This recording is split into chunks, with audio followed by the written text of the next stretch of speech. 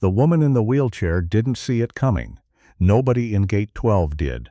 But the man in the corner, the one with the quiet eyes and the big German shepherd lying flat at his boots, he saw everything. His name was Adrian. He was 38 years old. He had done 3 tours, 2 of which he didn't talk about, and 1 of which he never would.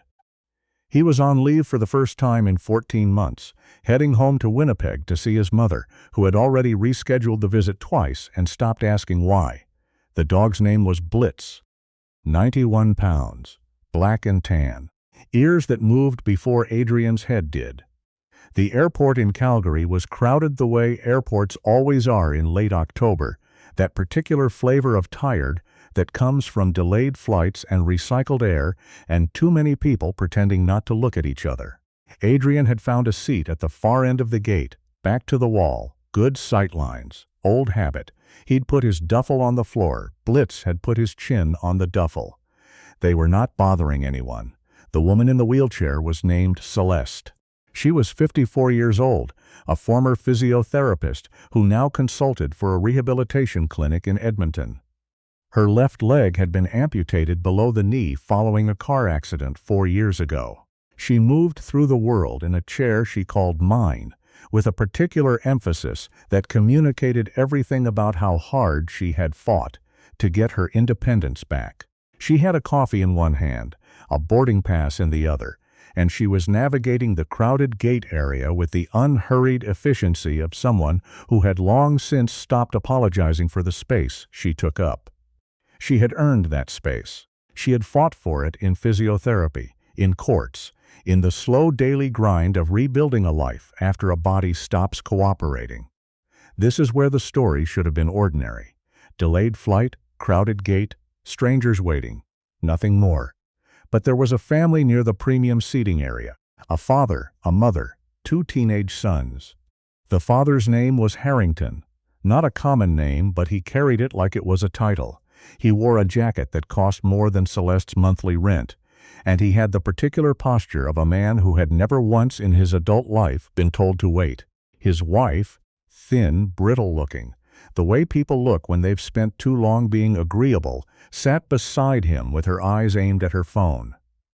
His sons, 17 and 15, had the sprawl of young men who had been told their whole lives that the world would accommodate them. They were sitting in the accessible seating row, all 4 of them, bags on the extra seats, jackets across the armrests, completely blocking the only flat, accessible stretch of floor near the gate entrance. Celeste stopped. She looked at the row. She looked at Harrington. "Excuse me," she said. Her voice was even. It was the voice of a woman who had learned not to lead with anger, because anger gave people like him something to deflect. "I need to get through to that section. Would you mind moving your bags?" Harrington looked up from his phone. He looked at her the way some people look at a slow-loading web page. "There are other seats," he said. "The accessible entrance is here," Celeste said. "I just need you to shift your bags over a foot. We were here first." One of the teenage sons, the older one, made a sound that wasn't quite a laugh. The kind of sound that lives in the back of the throat and comes out when you've grown up, watching someone perform contempt and mistaken it for confidence. Celeste held her position. Her knuckles were white on the wheel. Not because she was afraid, because she was trying very deliberately not to say what she was thinking. "Sir, I'm asking you politely, and I'm answering you politely." Harrington smiled at her. It was the worst kind of smile. Technically harmless. "Find another spot." There are moments in public spaces when everyone around an injustice makes the same collective decision to look away, to become very interested in their phones, their shoes, the departure board. Not because they're bad people, but because intervening costs something, and most people aren't prepared to pay it. The gate at Concourse C went quiet in exactly that way. What happened next took 4 seconds. Celeste attempted to maneuver her chair around the edge of the blocked row. It was tight. She knew it was tight. She made the angle anyway, because she was not going to sit at the back of the gate like she'd been sent there. Harrington's younger son's outstretched leg was across the corner of the aisle. The boy didn't move it, didn't even look up. Celeste's left wheel caught the edge of his sneaker. The chair torqued sideways. Her coffee went one direction. She went the other. The sound she made when she hit the floor was not a scream. It was a single involuntary exhale. The kind that comes out of a person when something happens faster than the brain can process it. Her left shoulder took the first impact. Her right palm caught concrete. The chair tipped and spun a half rotation before coming to rest against the row of seats. Nobody moved. The younger son stared. Harrington looked at his phone. Then there was a sound, a low sound. Not a bark, not a growl. Something more controlled than either. The sound of a very large dog who has seen something he does not accept. Adrian was already moving.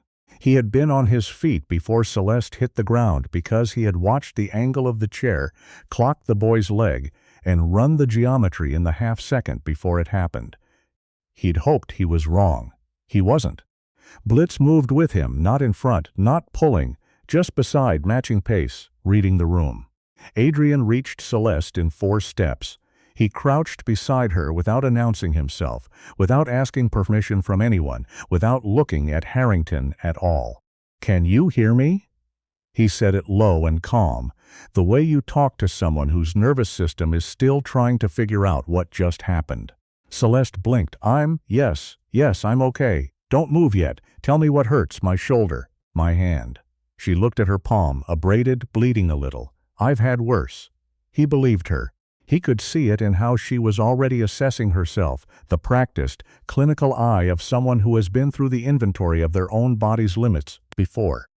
"Okay," he said. "Let's get you up when you're ready, not before." Blitz sat down beside Celeste. He didn't try to lick her face or perform comfort. He simply sat and put his large, warm weight against her side and stayed there. Celeste's hand went to his fur without her seeming to decide to do it. "That's Blitz," Adrian said. "He's very calm," Celeste said. "He knows the difference between emergencies and everything else." A few people had come over by then. A gate agent was on her radio. An older woman in a blue coat was picking up Celeste's coffee cup and asking if there was anything she could do. The gate had cracked back open into noise and movement, the way spaces do, once the worst of a thing is over, and people can afford to be helpful again. Harrington had not moved. He looked over at Adrian once, assessed him. Civilian clothes, military posture, dog, and turned back to his phone. In his experience, situations resolved themselves when you waited long enough. People got up, collected themselves, and moved on. Nobody wanted the scene to continue. He had miscalculated. Adrian stood up slowly once Celeste was stable. He picked up her chair, righted it with one hand, positioned it where she could get back into it. He did not look at Harrington while he did this. He was thinking. He had learned, over 3 tours, that the first thing you do before you act is make sure you're acting for the right reasons, and not just the loudest ones. He was certain of his reasons. He walked to the seats. He stood in front of Harrington. He did not raise his voice. "That woman fell because your son didn't move his leg. You need to speak to airport security and give your information." Harrington looked up. He took in Adrian again. "It was an accident. She's bleeding. People trip. It happens. She was in a wheelchair. Your son's leg was blocking the accessible aisle." The older teenage son made the throat sound again. Harrington stood up. He was slightly taller than Adrian, broader across the shoulders, and he clearly used those things as tools. "I don't know who you think you are," he said quietly, in the way men say things quietly when they want to sound controlled while still being threatening, "but I suggest you go back to your dog and mind your business. I'm making it my business. You're going to regret that." Blitz stood up. He didn't advance. He stood, and his ears moved forward, and he was 91 pounds of complete stillness. Harrington looked at the dog, then back at Adrian. "That animal should be on a leash." "He is on a leash," Adrian said, which was true. The leash was just slack. The gate agent arrived, then a second one, then 2 airport security officers. Celeste had been helped back into her chair by the woman in the blue coat, and was speaking to a paramedic who had appeared from the concourse.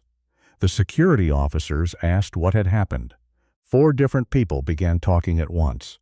What happened in the next 40 minutes is the part of the story that would later matter, in ways nobody standing in that gate could have anticipated. Harrington was good at this. That was the thing.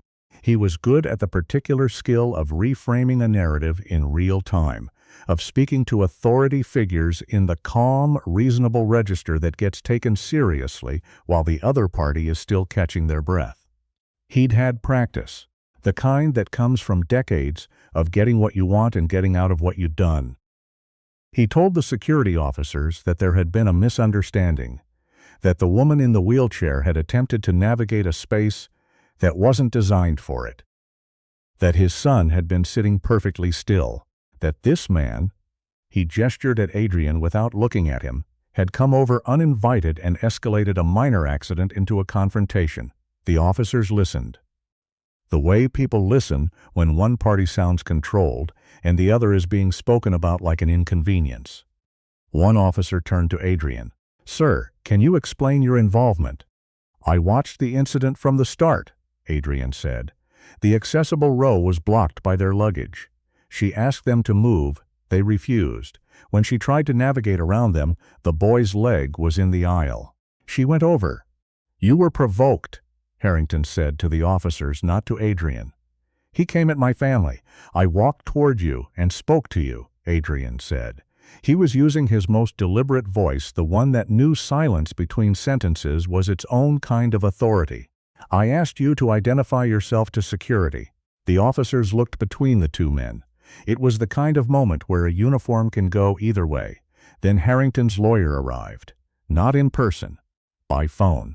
Harrington had made one call while the gate agent was radioing, and his lawyer, whose firm had offices in Toronto and Vancouver, had already spoken to someone who knew someone at the airline. The call the airport security supervisor received while standing 20 feet away was brief and one-sided and resulted in a visible shift in his posture. The supervisor walked over and asked Adrian to accompany him. Adrian looked at him. "Sir," the supervisor said, "we need to sort out the animal as well. There are regulations. He's a trained working dog," Adrian said. "Until we verify that, airport policy requires. He's been sitting beside a woman who was just injured. Sir, please. There is a particular kind of quiet that a disciplined person goes to when the situation is unjust and the correct response to injustice is not the loudest one." Adrian had been to that quiet before. In the field, in debrief rooms, in the specific bureaucratic cruelties that the military visits on people who have done everything right, he knew how to be still inside it. He went with the officer. Blitz went with him. And then, when the supervisor began to explain that the dog would need to be held separately while the situation was assessed, Adrian stopped walking. "That's not happening," he said. "Sir, find another solution." They did not find another solution. They held them both. This is what nobody tells you about injustice in comfortable places. It comes in policy language. In careful phrases like airport protocol and pending verification and for the safety of other passengers. It never announces itself as what it is. It dresses up in procedure and waits for you to be too exhausted to argue. Celeste was in the medical room down the concourse. Her shoulder was bruised, her palm cleaned and bandaged. The paramedic was thorough and kind. She answered every question he asked. When the questions shifted to the incident, she asked for security. They sent her the same officer who had listened to Harrington. She told him what had happened. She told him clearly, in the sequential documented way, that a physiotherapist who spent her career assessing incidents and writing reports tells things. She had the timeline, the positions, the words exchanged. She had 4 words from Harrington that she quoted exactly, because she was the kind of woman who listened for the exact words. The officer wrote things down. "There's a man being held," Celeste said. "He helped me. He didn't start anything." "We're sorting that out. His dog was with me on the floor." "That dog was the first thing that moved." "Ma'am, we're looking into the situation." She looked at him. "How long have you been looking into it?" He didn't answer. Celeste asked for a phone. She called the clinic in Edmonton. Not because there was anything the clinic could do, but because the executive director there had, in another life, been a civil litigation lawyer who got into healthcare because of her own accident, and she knew how these moments worked. Her name was her name was Soleil Marchetti. She answered on the second ring. "Tell me exactly what happened." Sully said. Celeste told her. There was a pause. "Is the man still being held?" "As far as I know, yes." "And the dog?" "Yes." Another pause shorter. "Ask the security supervisor for his name and employee number. Write it down. Then tell him you have legal representation and you'd like to know the specific regulation under which a witness to an accessibility rights incident is being detained. I don't actually have legal representation. You do now. Give me 20 minutes. There are people in the world who, when a situation becomes complicated, become smaller, and there are people who become more precise. Soleil Marchetti was the second kind. She had rebuilt her own life after a spinal injury at 31, had passed the bar at 38, pivoted to healthcare advocacy at 42, and did not in her entire professional life have much patience for the leverage of wealth being used against the physically vulnerable. She made 4 calls in 20 minutes, one to a colleague in Calgary, one to the Calgary Airport Authority, one to a journalist she trusted, which she mentioned to no one but had on speed dial for exactly these situations, and one to the Canadian Forces Liaison Office, because a working military dog being held in an airport in Canada was the kind of thing that had a very specific and not comfortable answer. The shift in Gate 12 happened in the way pressure shifts, gradually, and then all at once. The security supervisor received a call, then another. The supervisor's expression changed, the particular way that expressions change when someone realizes the ground has moved while they were standing on it. He went to find the officer managing Harrington's account of events. In the holding area, which was, to be accurate, a side office near the gate that smelled like old coffee and printer paper, Adrian was sitting on a plastic chair. Blitz was lying across his feet. Adrian had not raised his voice to anyone since they'd brought him in. He had not made demands. He had answered every question put to him accurately and briefly. And he had declined to answer the ones that weren't questions but were framed as questions, which was a skill they'd taught him to recognize in a room in Virginia Beach he was not supposed to talk about. The officer who'd brought him in came back. His posture was different. "Mr. Adrian," he said. "Adrian, there's been some additional information from witnesses, and we've had some contact from." The officer paused. "We appreciate your patience. Is Celeste all right?" The officer blinked. He had not expected that to be the first thing. "She's been treated. She's stable. Good. We'd like to ask you a few more questions. In a different capacity, as a witness," Adrian said.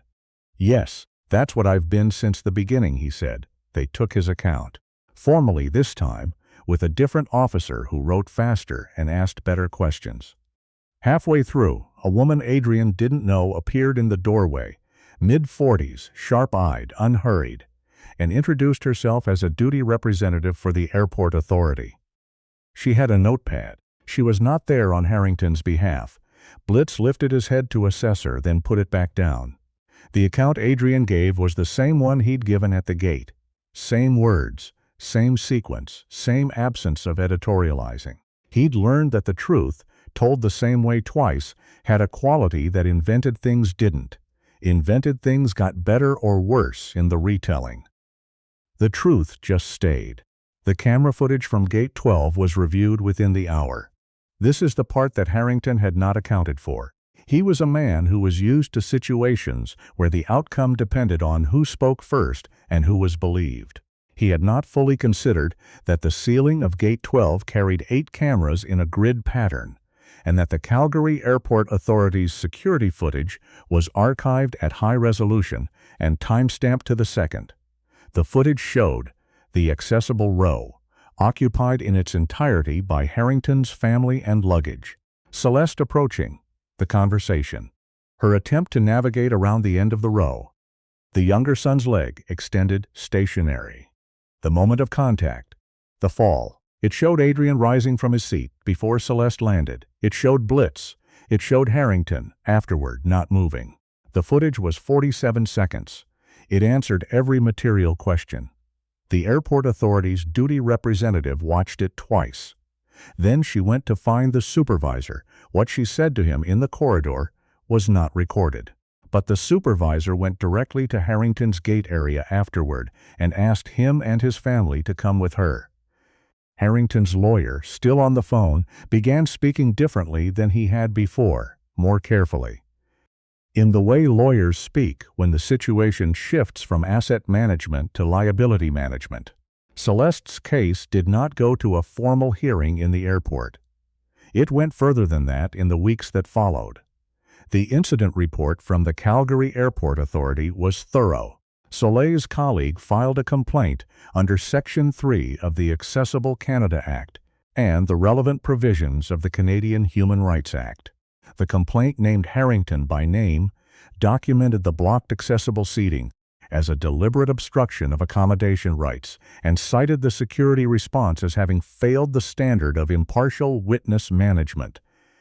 Harrington's legal team moved to settle. They were advised to move quickly. The settlement included an amount that Celeste and Soleil agreed not to disclose publicly, an amount Celeste described to her sister on the phone that night simply as enough to not think about it every day. It included a formal written acknowledgement that the accessible seating area had been improperly occupied. It included a contribution to a national accessibility awareness organization, the selection of which Celeste chose herself. It did not include a public apology from Harrington. He was not the kind of man who apologized, but there is a specific kind of accounting that has nothing to do with words. His wife, in the months after, began to spend more time with her sister in Victoria. His older son, in a college application essay the following year, wrote about watching an incident at an airport when he was 17 and what he had realized about the choices you make when no one is forcing you to make them. He did not show the essay to his father. He got in, some things change slowly. That doesn't mean they don't change. Adrian was never part of the formal complaint. He had not wanted to be. He had given his contact information to the airport authority as a witness, and when the duty representative called him a week later to confirm he wouldn't be named in any proceeding, he thanked her briefly, and that was the extent of it. He caught a later flight to Winnipeg. His mother met him at the arrival's gate. She was holding a coffee she'd bought him because she knew he drank it black, and when he came through the doors with Blitz walking calmly beside him, she looked at the two of them, her son, the dog, the specific quality of stillness they both carried. And she said, "You look tired." "Little bit," he said. She handed him the coffee. She didn't ask what had happened. She never asked before he was ready. That was one of the things about her that he had never said out loud, because he didn't have the right words for it. Yet they walked to the car. Blitz walked between them, ears forward, reading the cold Winnipeg air. There's a thing about people who do difficult work quietly, for reasons they don't publicize. They don't see what they do as heroism. They see it as arithmetic. A woman fell. Someone needed to help her. He was there. Those were the conditions and those were the choices that followed from them. But the gate at Concourse C in Calgary had 43 people in it that morning.